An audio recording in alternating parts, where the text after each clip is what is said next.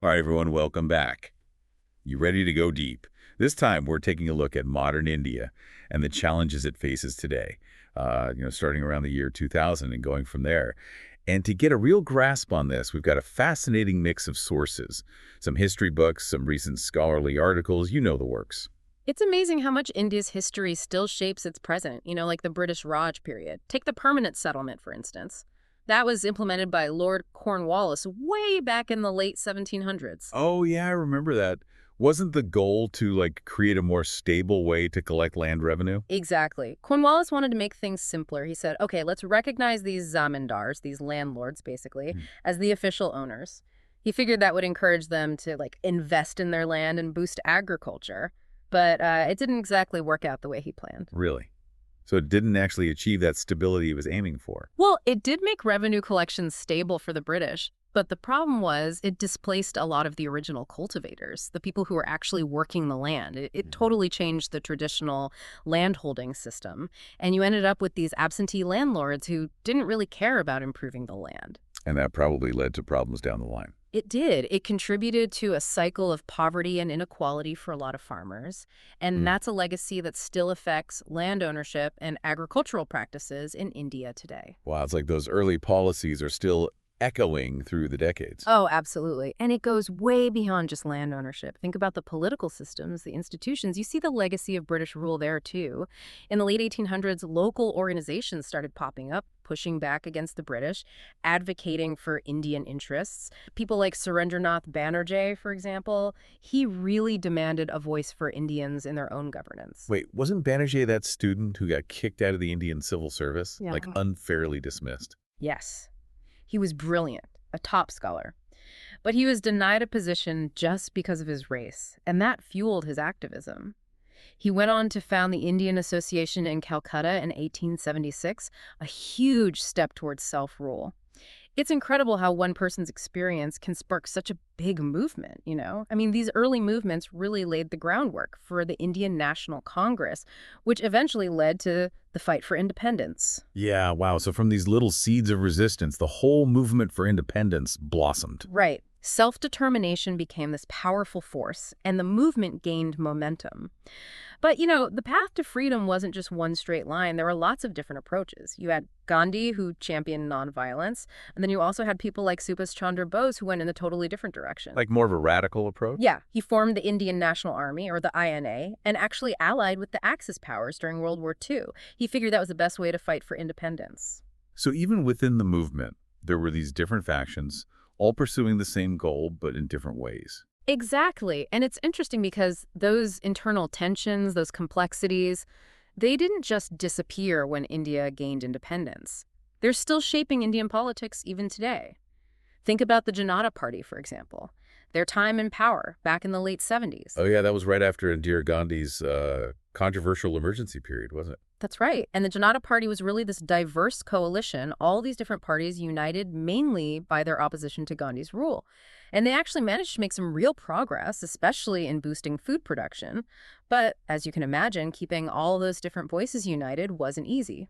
So their unity was kind of fragile from the start. It was. And eventually, internal conflicts led to their downfall, even though they were making progress on important issues. It's like a classic example of the challenges of coalition politics in India. It's not enough to just have shared goals. You need to be able to work together, and that can be incredibly hard in a democracy as diverse as India. So even when they had those successes, like increasing food production, they still couldn't hold it together. It's a good point. And it makes you think about how those historical patterns keep repeating themselves, even in modern times. It all ties into the economic disparities that still plague India today. Hmm. I mean, there are definitely links between political instability and the uneven distribution of wealth. So even when a government tries to do good, to make progress, those underlying tensions can make it really difficult to create lasting change. Right. India has seen tremendous economic growth in recent decades, but the benefits haven't been spread evenly. And building stable and effective governance is a part of that, but it's not the whole story. We have to Mhm. remember those historical legacies, like what we were talking about with the permanent settlement. And then on top of that, you've got all these contemporary policy debates about things like land reform, social welfare programs. It all gets tangled up together. Yeah, it's a complex web of factors, both historical and contemporary. But what does that actually look like on the ground level? I mean, how does this economic disparity affect people's everyday lives? One example is the Mandal Commission's report. That was back in the 90s. And it tried to address caste-based inequalities by implementing affirmative action policies. It was an attempt to even the playing field. But it sparked huge debates and even social unrest. So even trying to fix those inequalities can lead to more complication. Absolutely. It just highlights how deeply rooted those social and economic hierarchies are in India and how tough it can be to break them down. And it's not just about social hierarchies either, it's about the environment itself. India's rapid economic growth has definitely had an impact on its natural resources. Yeah, I mean, with growth comes challenges, right? Especially for the environment. Exactly. The country is dealing with a lot of pressure on its natural resources, pollution, deforestation, the effects of climate change, and all of that often gets mixed up with existing social and economic vulnerabilities. It's a lot to try and untangle. So you've got this clash between economic development and environmental sustainability. It seems like a lot is riding on finding solutions that can address both of those concerns. Without a doubt. And then, to make things even more complicated, there's the role of media in all of this, how it shapes public discourse and influences the way people think about politics in India. Yeah, especially with the rise of digital media. Uh-huh. I mean, information spreads so fast these days. Exactly. Traditional media is still influential, but then you add the explosion of social media on top of that, it's all become so powerful in shaping public opinion. And that raises some important questions about things like media responsibility, the potential for bias, and how all this information can be used for good or for bad. Right, so this digital revolution is a double-edged sword. On one hand, you've got increased access to information, which can be great, but then on the other hand, it also opens up all these new avenues for manipulation and the spread of misinformation. It definitely does. And trying to navigate this new landscape is more important now than ever, especially considering the rapid pace of social change happening in India. Think about all the debates surrounding gender roles and women's rights, for instance. That's right. It definitely does. And navigating this landscape becomes even more crucial when we consider the rapid pace of social change happening in India. Think about all the debates surrounding gender roles and women's rights, for instance. Yeah, I've read reports about more and more women joining the workforce, demanding equal opportunities. That seems like a really positive shift, but I'm sure it comes with its own set of challenges. It's definitely a complex issue. You're right, there has been some progress, but these deeply ingrained patriarchal structures, they're still influencing so many aspects of Indian society. And violence against women, that's still a very serious problem. So achieving real gender equality, that requires more than just changing laws. You have to change hearts and minds, too. It's about shifting those underlying social norms and attitudes. And on that note, all this massive urbanization happening across India, that must be having a huge impact as well. Urbanization is totally reshaping India. You see these new economic hubs popping up everywhere, fostering innovation, and that can create opportunities for people to move up in society. But this kind of rapid growth, it also brings its own problems, like overcrowding, infrastructure that can't keep up, and of course, the widening gap between the rich and the poor. So it's like a balancing act, trying to manage this growth in a way that's sustainable, that benefits everyone. And then you layer on top of that the whole impact of globalization, which connects India to the rest of the world in ways we've never seen before. Globalization is such a powerful force, and in a lot of ways it's liberating. It opens up new markets, it exposes people to new ideas and cultures. There's this flow of information and technology that's incredible, but it also brings anxieties, right? People worry about economic exploitation, the erosion of traditional values, cultural homogenization. It's like walking a tightrope. How do you embrace those positive aspects of being connected to the world while also protecting what makes India unique? It's something so many countries are struggling with. It's a constant balancing act, for sure. And in the midst of all this change, there's this interesting trend emerging, this resurgence of interest in traditional knowledge systems and cultural practices. Oh, that's interesting. What does that look like in practice? Like, how are people engaging with that? It takes a lot of different forms. You see people reviving ancient art forms, promoting traditional medicine. There's this exploration of indigenous spiritual practices that's really fascinating. It's this beautiful back and forth, this dance between looking back and moving forward, Yeah. embracing the past while also shaping a new future. That makes me think about something we touched on earlier, that lasting impact of Western education, the one introduced during British rule. Right, that's a legacy that still sparks a lot of debate. I mean, Western education, it opened doors for a lot of Indians. It helped create a new intellectual elite. But it also came at a cost. A lot of indigenous knowledge systems and languages were marginalized in the process. So it's like this unintentional side effect of colonialism. It created these new divisions within Indian society, even as people were fighting for independence from colonial rule. It's fascinating how these things get so tangled up. Absolutely. It's a complex legacy with a lot of contradictions. And India is still grappling with it, trying to reclaim its own intellectual and cultural heritage while also engaging with this globalized world. I'm seeing a pattern here. It seems like so many of the challenges India faces today revolve around this tension between tradition and modernity, this idea of preserving cultural identity while also embracing the opportunities and challenges of a globalized world. It's like figuring out how to be both rooted and open at the same time. You've hit the nail on the head. And that tension, it plays out not just on a societal level, but in people's individual lives as well. Yeah, I can see that. So how do individual Indians navigate this complex web of changes? How do they find a sense of meaning and belonging in the midst of all this? That's a profound question. I think a lot of people find solace and guidance in their religious traditions. They draw strength and inspiration from ancient wisdom.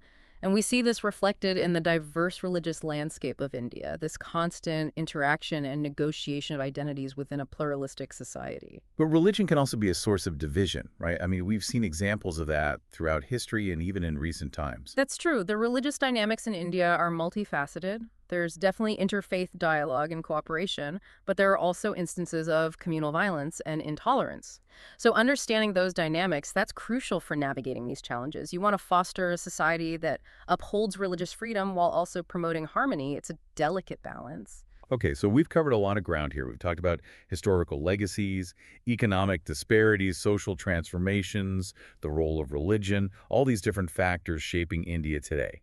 It's a lot to wrap your head around. So looking ahead, what do you think the future holds for India? Well, predicting the future is always tricky, right? But we can definitely spot some emerging trends. One of the biggest factors shaping India's future is its incredibly young population. Yeah, I've heard India has one of the youngest populations in the world.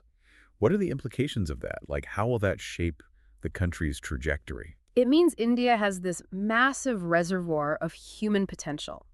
This youthful energy, if it's channeled effectively, could fuel all kinds of progress.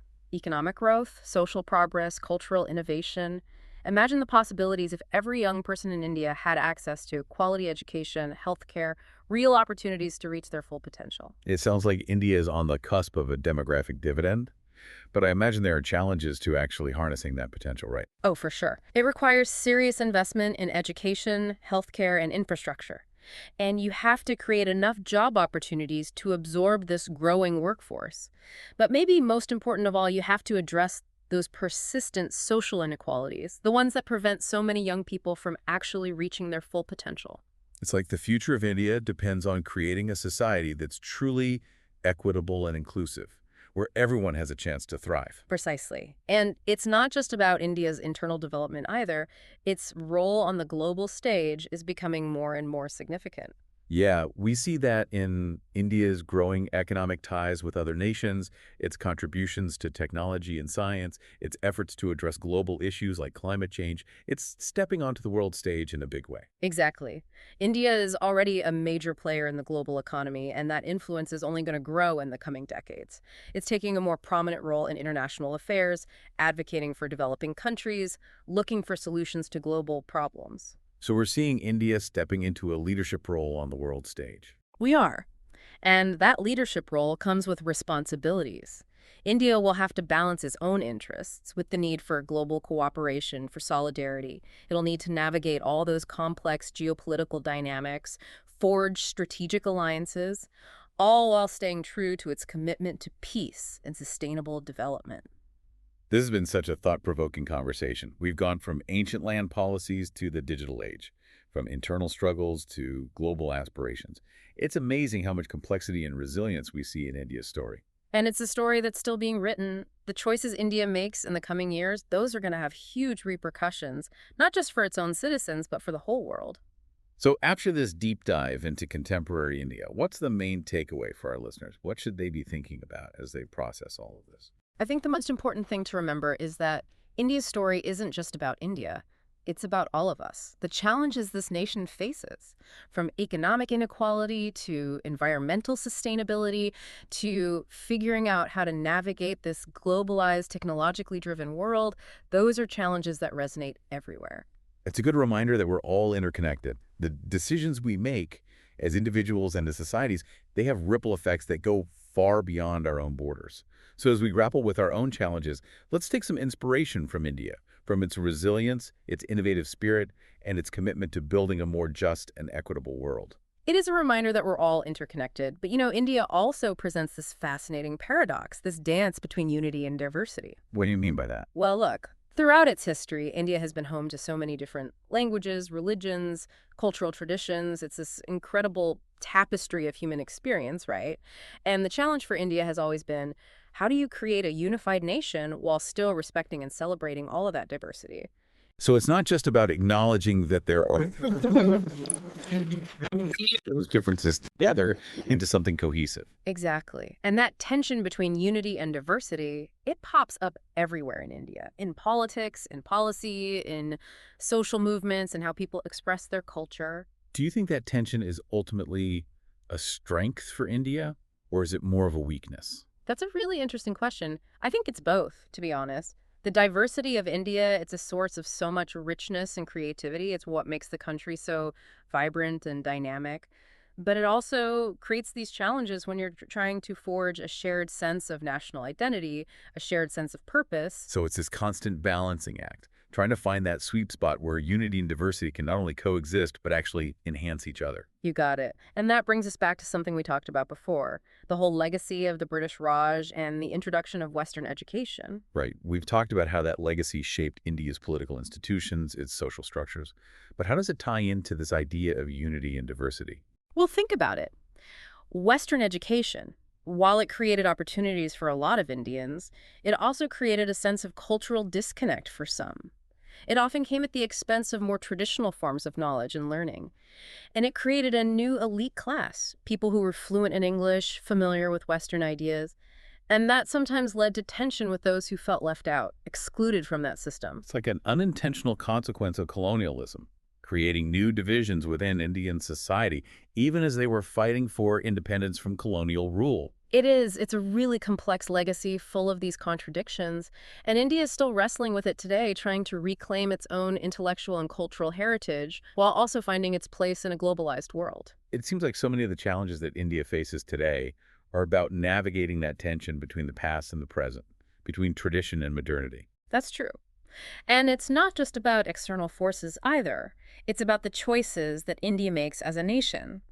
What are its priorities? How will it balance economic growth with social justice and taking care of the environment?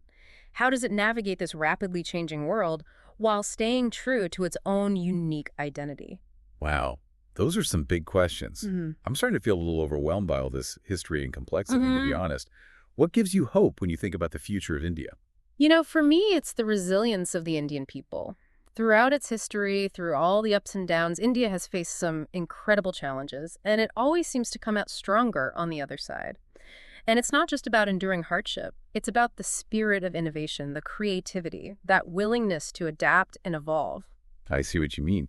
We talked about the resurgence of interest in traditional knowledge, the growing number of women entering the workforce, the energy of all these young people ready to make a difference.